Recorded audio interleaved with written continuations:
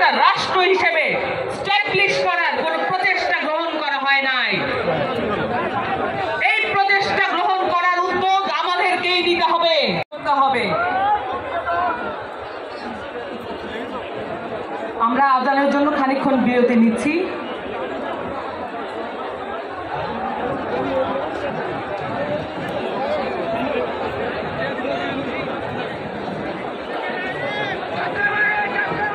আমরা নতুন ধরনের রাজনীতি করতে এসেছি। বিগত বছরগুলোতে রাজনীতির অর্থ ছিল ক্ষমতার খেলা, জনগণের সাথে প্রতারণা, অনেক সময়ই স্বার্থের লেনদেন। আমরা সেই রাজনীতির অবসান চাই। প্রিয় উপস্থিতি, অপেক্ষার পালা প্রায় শেষ হয়ে আসছে।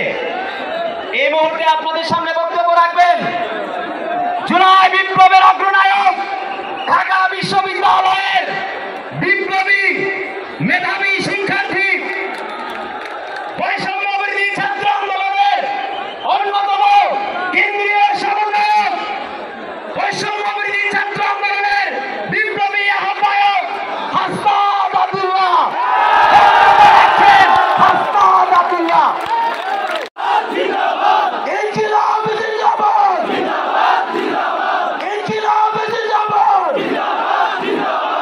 আপনাদের সাথে দেখা বাংলাদেশে গত 53 বছরে একটি বাইনারি পলিটিক্সের মধ্যে আমাদেরকে ঠেলে দেওয়া হয়েছিল।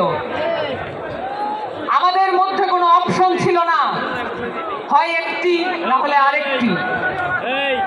এভাবে করে আমরা আমাদের নাগরিক অধিকারের কথা ভুলতে বসেছিলাম। পরিবার পরিচয় মুখ্য হবে না। আমরা এমন বাংলাদেশ চাই যেখানে ক্ষমতা শুধুমাত্র কোনো ব্যক্তি বা পরিবারের কুক্ষিগত থাকবে না, ক্ষমতা থাকবে জনগণের হাতে। আমরা এমন বাংলাদেশ চাই যেখানে স্বাস্থ্য এবং শিক্ষা কারো পণ্যে পরিণত হবে না, সেটা সবার অধিকার, নাগরিক অধিকার সবার সমান থাকবে। বাংলাদেশ বদলাবেই, শীঘ্রই বদলাবে, এইবার অবশ্যই বদলাবে, আপনাদের হাত ধরেই বদলাবে।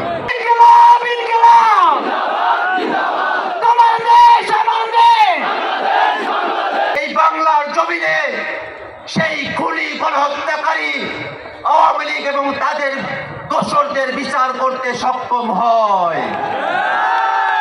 বাংলাদেশে 54 বছর পরে আমরা যে সুযোগ পেয়েছি, একটি নতুন সংবিধানের বাস্তবতা তৈরি হয়েছে।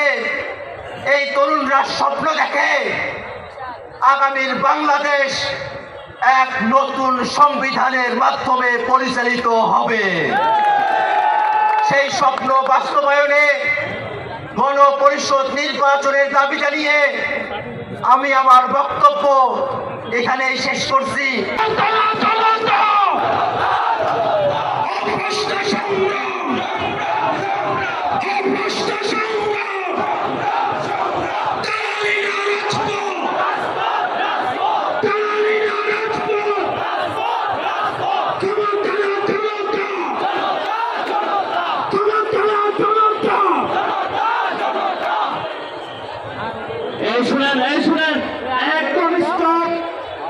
এখানে আমাদের সম্মানিত বিভিন্ন রাজনৈতিক দলের সিনিয়র নেতৃবৃন্দ রয়েছে।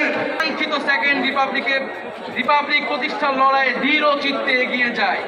আমাদের দেশ, আমাদের অধিকার, আমাদের ভবিষ্যৎ, আমাদের সেকেন্ড রিপাবলিক অধরা কোনো স্বপ্ন নয়, এটি আমাদের আজকের দিনের সামনের বাংলাদেশের প্রতিজ্ঞা।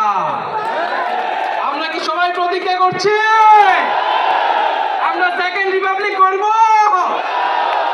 ইনকিলাব ইনকিলাব ইনকিলাব ইনকিলাব, ক্ষমতা না জনতা,